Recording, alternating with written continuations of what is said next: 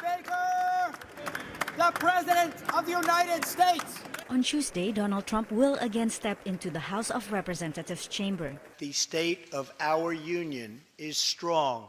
This year's State of the Union address follows a brutal fight with Democratic lawmakers over border wall funding, which triggered the longest partial government shutdown in history.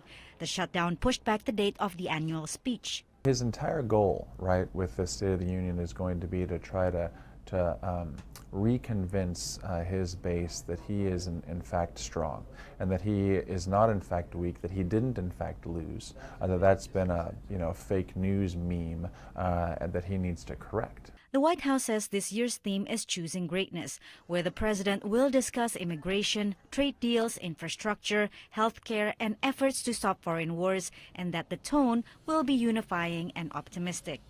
But experts predict there will be fewer calls for unity and more of this.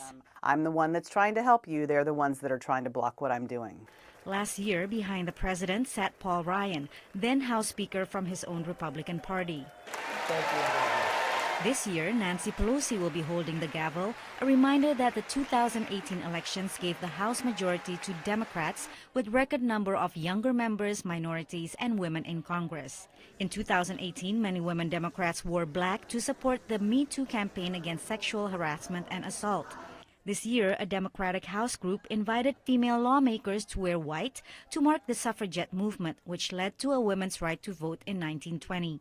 To him, all of the women sitting out there wearing white is just a big statement of opposition, and the fact that half of the room definitely will not be standing up or clapping or cheering at anything he says. I think those things get under his skin. Two more women in this political theater. Victorina Morales, the undocumented worker who was fired from one of Trump's Gulf resorts, will be the guest of a Democratic lawmaker. And Stacey Abrams, an African-American who garnered national attention in her unsuccessful bid to become governor of Georgia, will deliver the Democratic response, a signal of her party's focus on diversity and concern about the election system.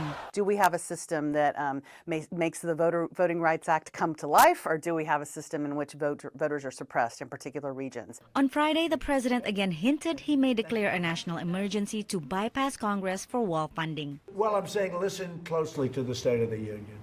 I think you'll find it very exciting. And if last year's 80-minute speech was any indication, it could be another long address. Patsy Widakuswara, VOA News at the White House.